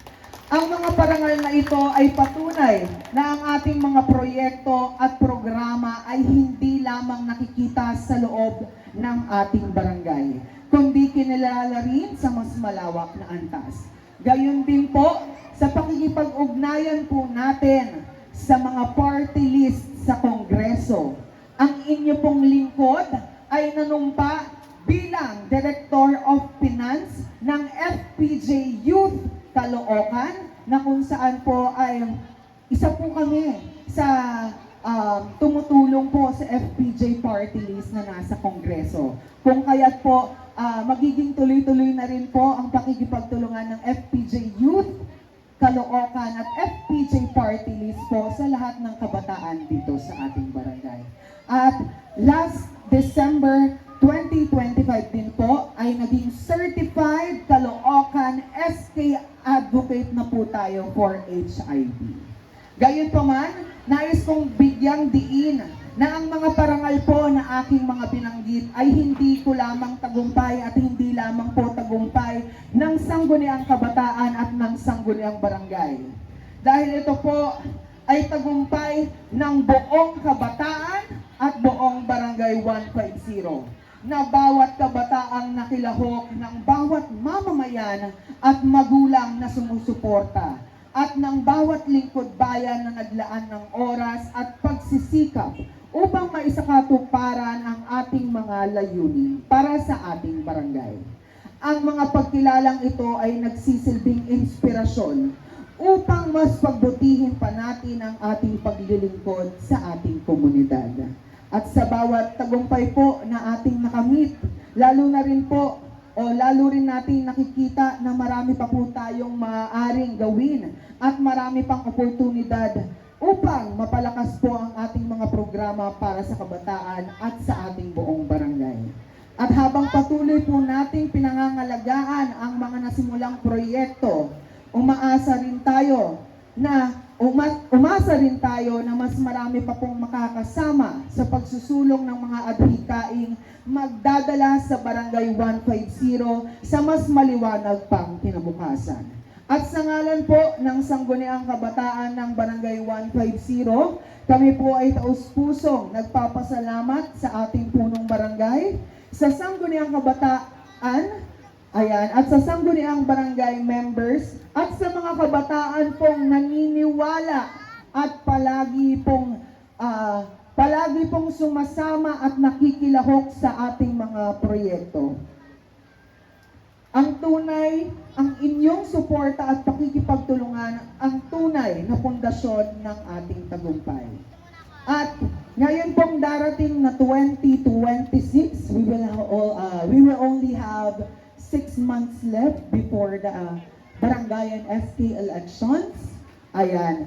Sa pakikipagtulungan po ng Sangguniang Kabataan sa ating Sangguniang Barangay, ayan, mapapaaga po ang pagkalap po namin ng datos para sa nalalapit na Balik Eskwela 2026 na kung saan po ay simula po daycare students, elementary students, high school students, senior high school students at college na po ang mabibiyayaan at mabibigyan po natin ng Balik Eskwela program ngayong 2026. At habang tayo po ay patuloy na naglalakbay tungo sa mas maunlad na komunidad, umaasa po ako na ang diwa ng pagkakaisa, malasakit at paglilingkod ay mananatili sa puso ng bawat isa sa atin. Sapagkat sa huli, ang tunay na serbisyo ay hindi nagtatapos lamang sa isang termino, kundi nagpapatuloy sa bawat pagkakataong tayo ay nagkakaisa para sa kapakanan ng mga kabataan at lahat ng ating barangay. Mabuhay ang Barangay 150, mabuhay ang Batang 150, mabuhay ang mga batang Kangkalu. Muli po sa huling pagkakataon ng State of the Barangay Address, ako po muli si Honorable Earth Robin S. Alipio, ang inyong punong kabataan na laging magsasabing lagit-lagi para sa mas inklusibo, aktibo, inobatibo at progresibong kabataan para sa kinabukasan. Maraming salamat po. Thank you so much, SK Chairman Earth Robin Alipio. Okay. Ang next ko pong tatawagin, syempre, ang dalawang naggagandahang nagbibigay kulay sa bawat programa, activity ng ating barangay. Syempre po, katuwang ang ating mga barangay staff dyan. Sa suporta ninyo pong lahat, lalo na po ng ating Gabay at Pag-asa. Every Saturday po, tumutulong po kayo sa cleanup drive. Syempre, tawagin na po natin ang ating Secretary, Miss Joanna San Roque Villanueva. Villanueva na siya.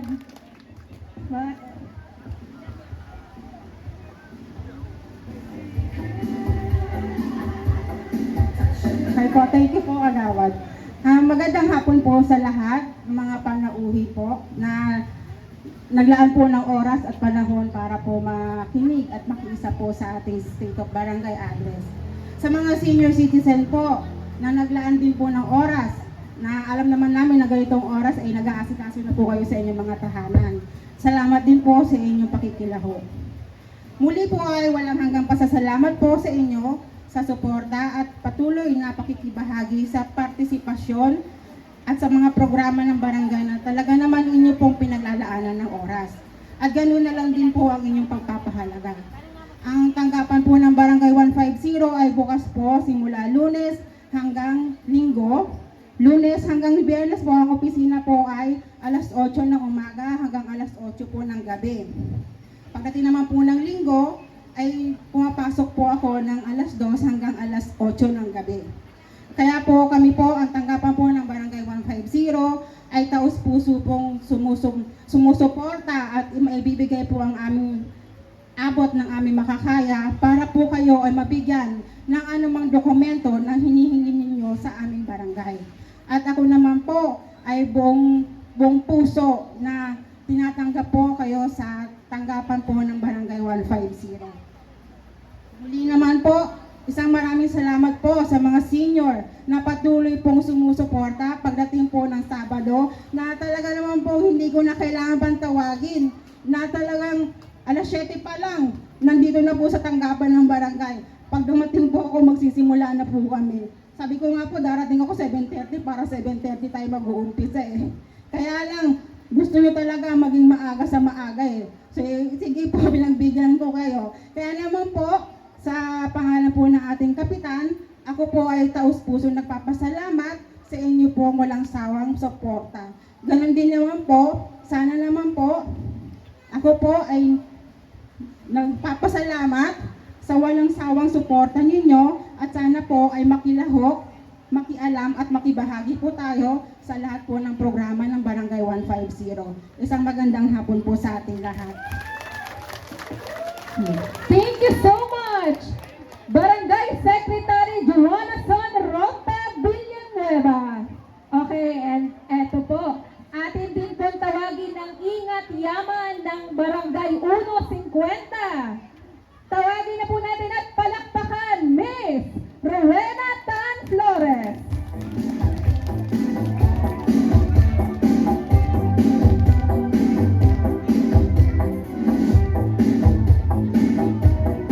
Ayan, magandang hapon po sa inyo lahat, lalong-lalo na po sa ating mga piling panauhin. Magandang hapon po.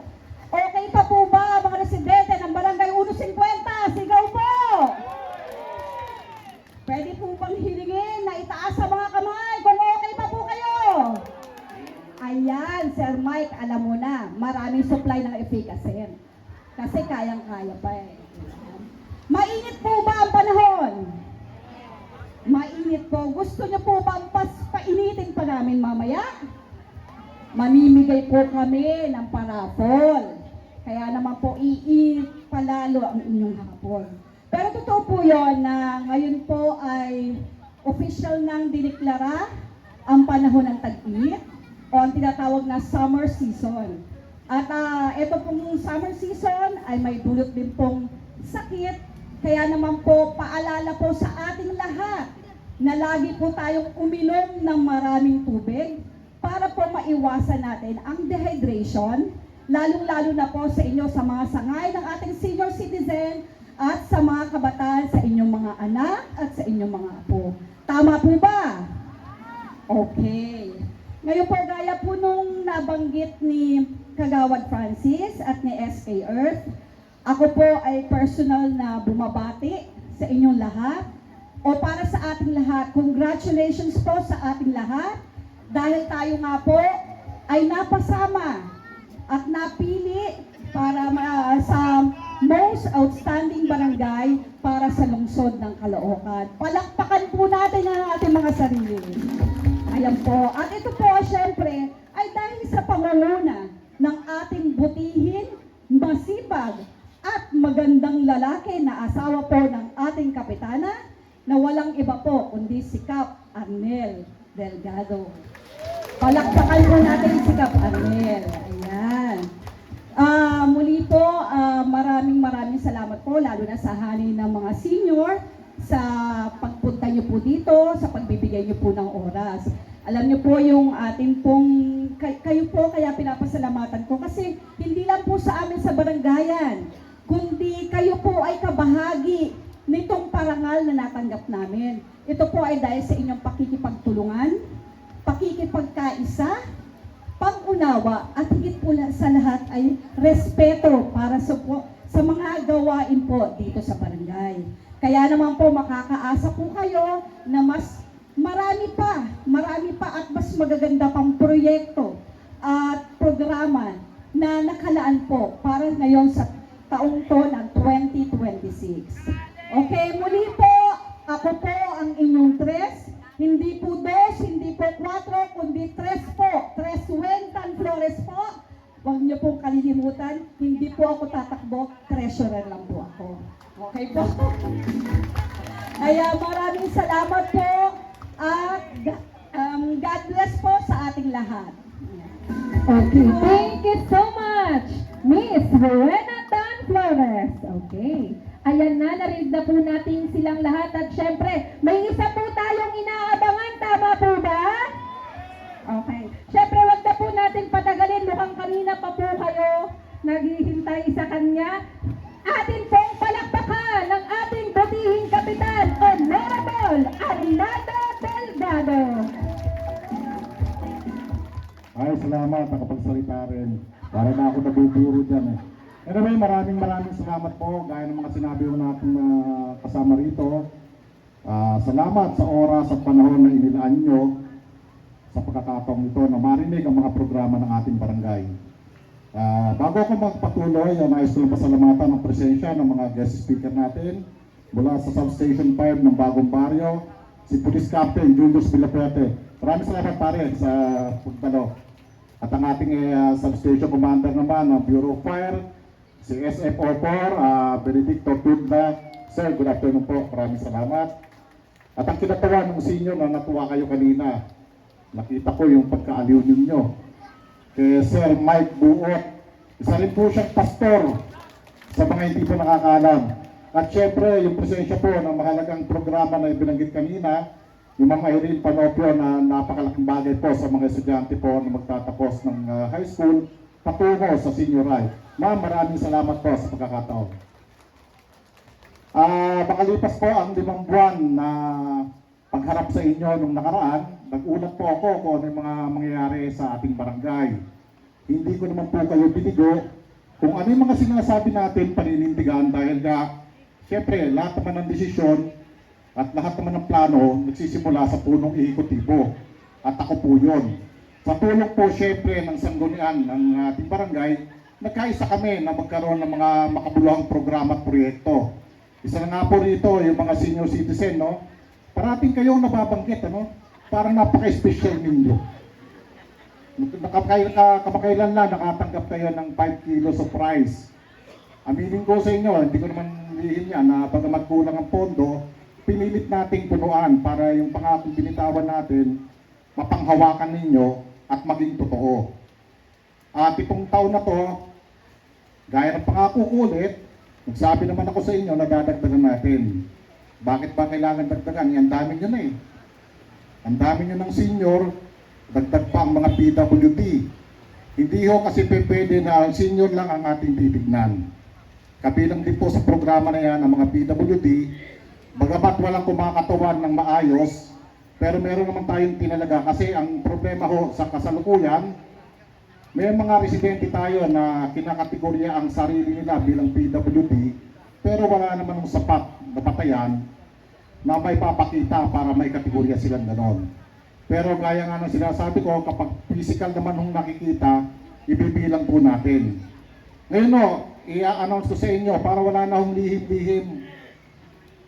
Ito ang darating na bagong magkaroon ng election ban at binanggit din naman ng ating speaker ng senior na meron kayong Noche Buena package para sa senior. Tama po ba?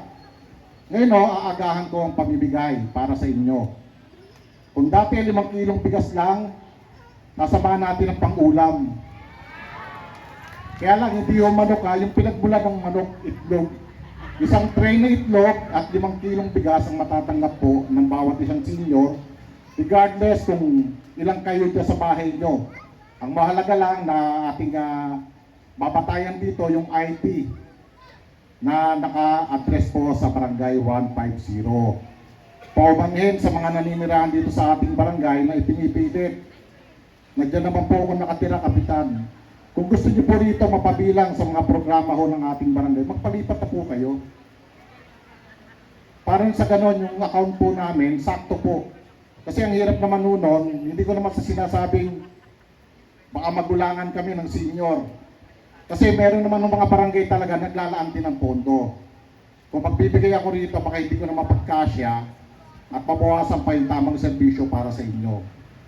At ngayong taon na to, gaya ng binanggit ng ating SK Chairman, para sa kalaman ho ng mga magulang, yung dating ginawa ho natin ng nakaraang taon na nabigay ho tayo ng school supplies mula grade 1 hanggang grade 6, inako na po ng ating SK Chairman.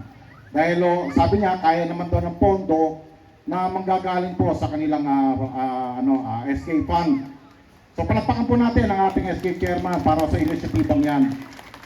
So ngayon, ang tanong, saan tatalingin yung pondo? Wala akong pondo para sa mga school supplies. Ginawa ko lang ho yun nung nakaraang taon dahil sa dami na nagte-text at nagchat-chat sa akin. Paano naman yung mga elementary student namin mga anak? Wala naman nung inilaan nung nakaraan. So sa madalit sabi, bilang kapitan, nakita ko ang kahalagahan nun at makakamenos naman talaga ang mga magulang, ginawa nun natin ang paraan. At kung ano man yung paraan na yon, hindi ko na kailangan ipakita, baka mamaya sabihin nagyayabang pa. Pero ganun pa man, nangyari ho yung mga bagay na binibitawan natin dahil kailangan po ng mga residente natin yung tulong, kahit na konti man yung halaga na yan, yung makabawas sa mga gastusin lalo na paparating ang pasukan. May mga proyekto po tayong inilaan ngayon. Unang-una, pa-upgrade natin ang mga CCTV. Marami kasi nagpupunta dito, minsan, hindi naman doon sa... Kasi taon-taon talaga nag-upgrade. Kailangan nating maging maayos sa mga unit ng CCTV natin na kulang na lang, pati yung langgam ay makita. Bakit po ba mahalaga? Kasi dito, hindi mo maiwasan, may mga dumadayo para gumawa ng salisi.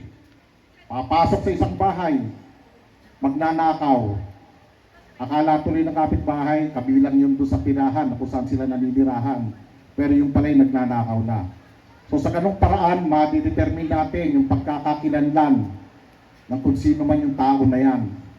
Kasi parte ho ng peace and order na aking gustong mangyari ay maging panatag ho kayo mga mamamayan ng 150. Gusto ko natutulog kayo, mahimbing, wala hong gagambala sa inyo. Kaya paumanghin ho sa mga sinasabi kanina ni Kagawad Rudy ng mga pasaway. Hindi yun natin nilahadlangan yung kaligayahan na meron kayo sa araw na yon. Pero tignan po ninyo yung kabuuan. Kapag kayo nag-iinuman, nag-iingay, may ilang pamilya o tahanan kayong naaabala.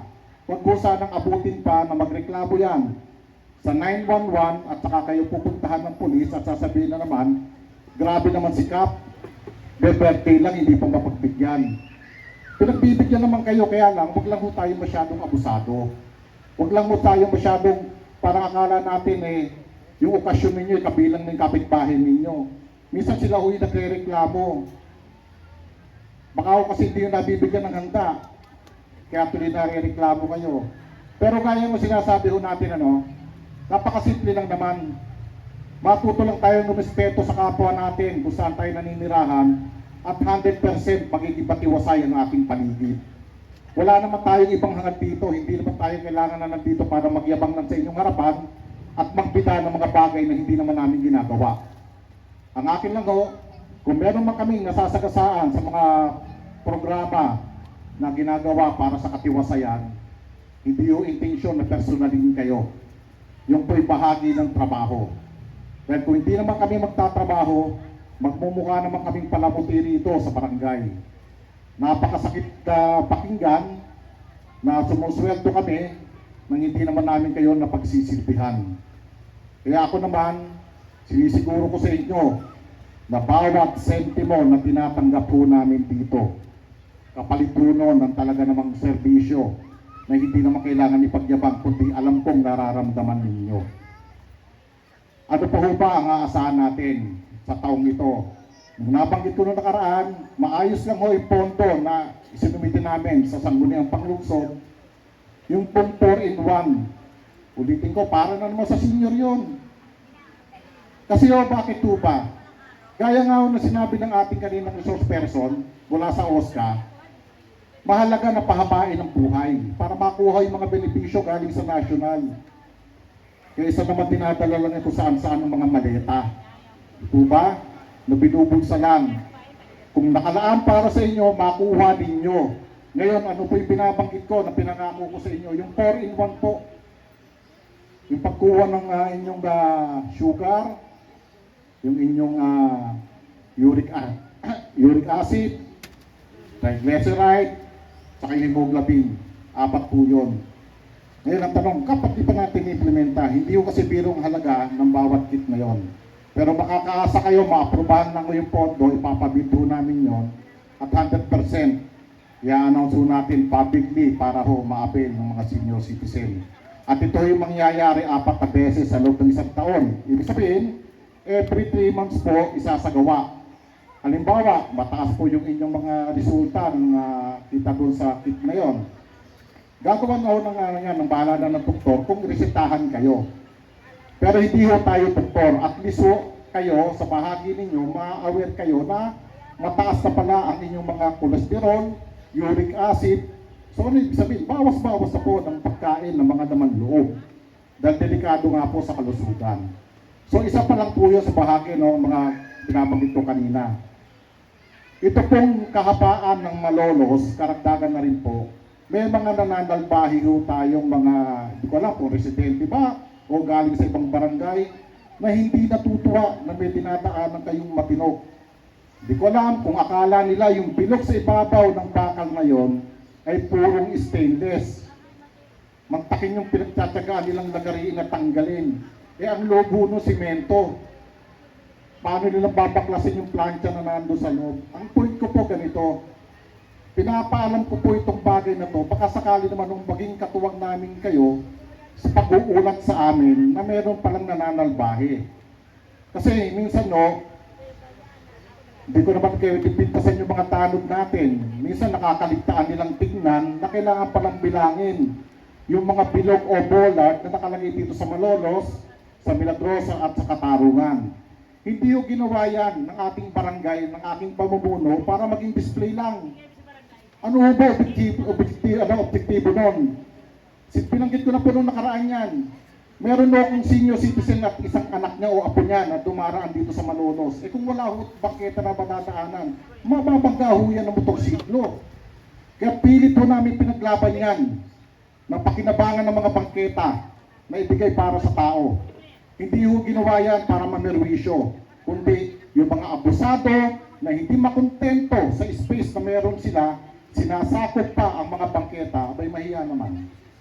Wala akong tinutumbok, wala akong pinipersonal dito, pero sana lang, kung ano yung nakalaan sa atin, gamitin. Hindi naman yung para sa kapakinabangan ng tao, aangkinin pa natin. Ginagawa ho natin to para maging maayos ho, magkaroon ng sistema ang itong ating lugar. Problema na dapat nating aksyonan dahil nga marami ho dito nakikita ko, mga bangketa inukupahan na ng kung sino-sino. Hindi na ho madaanan. Tumawid lang kayo ng Milagrosa, matutumpok nyo kung ano yung gusto kong sabihin. Pumunta ka dito sa kabila, ganun din. Eh hindi naman ako papayag na nakita ko na yung problema, hindi ko pang aaksyonan. Napakadali na ma-aksyonan yan eh. Kailangan lang ho may political will. Huwag mong isipin na hindi kayo boboto. Ako, direkta ako sinasabi sa inyo. Kung hindi na kayo masaya sa pamumuno ko, malaya kayo makapili ng tamang kandidato na ang puso'y maglingkod ng ikaayos. Kasi hindi naman ho pwede sa lahat ng bagay. Eh para bang ang iisipin mo, baka magalit ito, hindi na ako iboto. Hindi yung epektibong leader yan para sa akin. Hindi naman ho kailangan binobola kayong lahat eh. Ang kailangan dito, umaksyon tayo sa nakikita nating problema. At sa mga nasasagasaan naman, kung sabihin na natin, nasagasaan kayo ng programa na yan, nasa sa inyo na po yung kung pe-personalin niyo po ako. Wala na po sa akin ang problema, kundi nasa inyo na po. Dahil ang gusto ko ho, maipatupad ito sa lahat. Hindi po pwede may exemption ho yan. Hindi po pwede special treatment kanino man. Dahil ang ginagawa ho ng kaliwa, dapat ginagawa rin ng kanan. Kaya kung meron man nasagasaan, paumanhin. Hindi ko kayo pinipersonal. Ang gusto ko lang dito mangyari, magkaroon tayo ng kaayusan. Kaayusan ang kapakinabangan naman ay para sa tao na naninirahan dito sa ating komunidad. Maliwanag po ba? At ito po, tutumbungin ko na ang pinaka-problema ho natin ngayon. Marami kasi ang nakakaunawa ng batas sa ilalim ng mga nag-aalaga ng aso. Sa Animal Welfare Society, yung mga post na yan, nagkakaso pa. Namimerwisyo na yung aso, pagka nasaling mo yung aso nila, didimanda ka pa. Pero magtakin nyo po, pinipilit natin maging malinis ang ating barangay. Hindi yung para sabihin na magkaroon tayo ng award. Wala po yun. Recognition na lang yun sa ginagawa natin. Sa mga naninirano rito, sa mga nakikinig, hinihingi ko po ang inyong suporta. Huwag na huwag tayo magpaligoy-ligoy pa. Huwag na po ninyong antayin na ang batas, wala naman palang kwenta. Magsarili na po tayong kusa. Kung ang mga alaga ninyong hayop na nakagala dyan, alam niyo namang dumumi, huwag niyo na po makipagtalo pa na sasabihin tignan mo nga sa CCTV. Ba't kailangan pwede po sa CCTV? Ang aso mo nakagala dyan, pag-alis niya may dumi na. Saan magagaling yan? At ang iba niyan, sa totoo lang, masakit mang sabihin, matapang pa. Akala mo inargabyado sila. Akala mo pinag-iinitan yung alagang hayop. May karapatan po yung mga aso na yan na tumumi. Pero dapat kayong mga nag-aalaga, maging responsable naman. Alam niyo naman tutumi at iihi ang mga inaalagaan ninyo. Dapat bantayan ninyong takutin. Pero ang nangyayari po rito sa atin, sino ba ang nagtatakot ng mga dumi na yan? Street sweeper natin, pinag-duty ko pa silang alas 4 ng hapon para makita nilang may dumi dyan, mga halaman na, mga dahon na bumagsak, pinalilinis na natin. Kasi ayaw naman natin maging marumi ang ating barangay eh. Hindi yun dahil uulitin ko, hindi yun dahil gusto natin magka-award. Dahil yun yung nararapat sa mga leader. Dapat umaaksyon. Hindi dapat nagtutulog-tulugan, hindi dapat nagbibida-bidahan lang. Ang aksyon na ginagawa ho natin, hindi ho kailangan i-post sa social media. Gusto kong iparating sa inyo, lahat ng ginagawa natin dito, wala hong commercialize sa social media. Bakit to? Ang katwiran ko, sapat na ho na maramdaman ninyo yan, na makita ninyo yan. Dahil kayo naman ang magdidepensa sa amin, sa sanggunian, kung nagtatrabaho ba kami o hindi. Dahil anong silbi ng social media kung hindi nyo naman nararamdaman? Magsasabi lang ilan dyan, sana all. Diba? Bakit sana all? Kasi hindi naman nararamdaman. Pero ganun pa man, siyempre yung mga bagay na yan, kaya naman nating ayusin. Kaya nga itong pamamaraan na to, itong mga nasa harapan na to, alam ko may mga alagang hayop sa inyo dyan. Sana naman magpusa tayong maglinis. At sana lang tulungan nyo kami na maging maayos ang ating barangay. Dahil ako'y bababari naman sa posisyon na to. Gusto ko magkaroon lang ng kaayusan. Hindi ko hinahangad na manatili rito habang buhay. Hindi ko hinahangad na para isasalin ko pa kung ano man yung kapangyarihan na meron tayo. Hindi ho ako ganong klaseng tao. Bigyan natin ng karapatan ng iba na gustong manungkulan. Dahil baka sakali, yung idea ni Kapitan Delgado ay may mas malalim pa palang idea, yung ibang gustong maluklok bilang kapitan. Yun lang yung gusto kong ipaunawa. Itong darating na halalan, mamimili na naman kayo. May maninira na naman sa akin, dahil tatakbo akong muli. Babanggitin ko natin, tumpukin na natin. Normal na ang politika parating siraan. Pero makakaasa kayo sa akin, hindi ako kikibo. Ang ginagawa ko, ang magiging susi para makita ninyo kung karapat-dapat ba na maihalal pa ako sa isa pang pagkakataon o sa huling termino ng aking paglilingkod. At bago ko magwakas, medyo paggabi na, at marami na sa inyo, alam ko magluluto. Meron lang ako i-share sa inyo.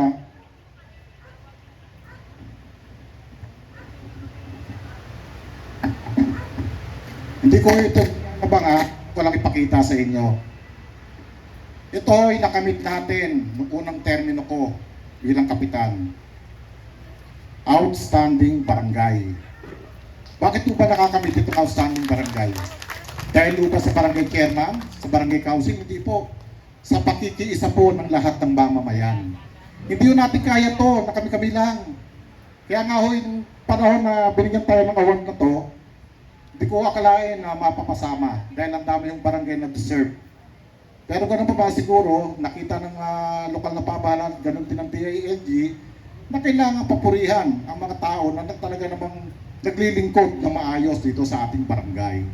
Ito pa po, saglit lang, meron pa.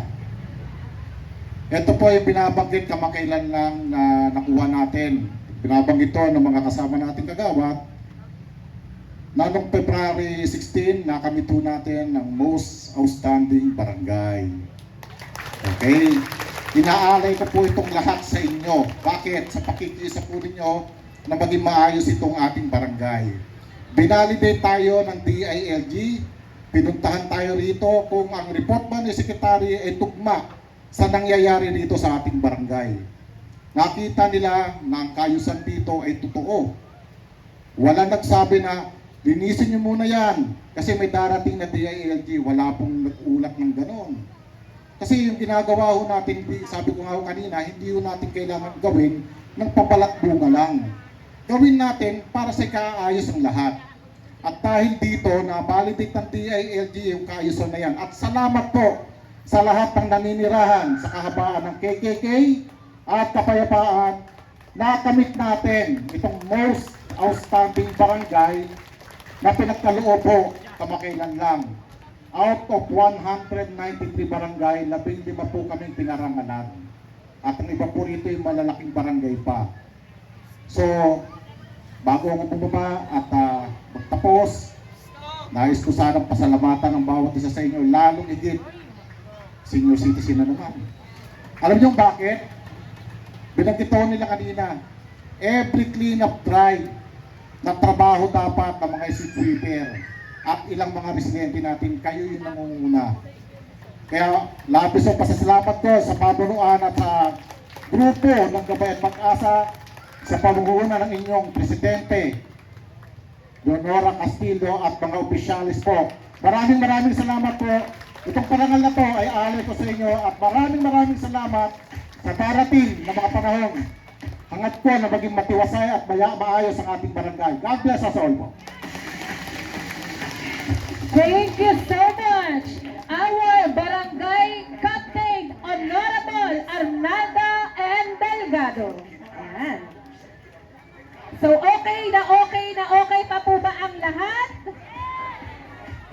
Ang hindi po masaya, hindi po mabubulon sa rabon. Hep hep! Ayan, good luck everyone. Rabon time na po tayo para po matapos na tayo agad. At makauwi na po tayong lahat. Saan tayo? Ano? Diyan na? Okay, pababa ang ating...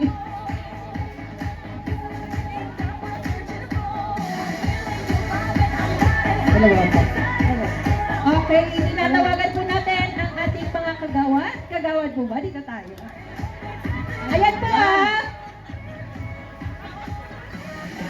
Ayan po yung sinasabi natin na paiinitin po natin ang inyong hapon. Ang mabubunot ay makakatanggap ng ano po ang barangay treasurer? Yung atin po, kulay pulang ano dito. Eco bag po na may laman po mga groceries. Yan, eco bag, Roya. Okay. Congratulations agad sa mga mabubunot. At pagtapos po natin magbunot ng mga ilan, pakiusap po, wag na lang po muna kayong tatayo sa inyong kinauupuan. Kami na lang po ang lalapit para magbigay po ng konting pinaghandaan po ng barangay para sa inyo lahat. Konting pagkain lang po. Okay? Yan, para hindi po tayo magkagulo. Okay, so, mag-start na po tayong bumunot. Okay, ayan may kagawad. Okay, ayan po si Kagawad Boy. Siya po ang unang-unang bubunot. At ang nabunot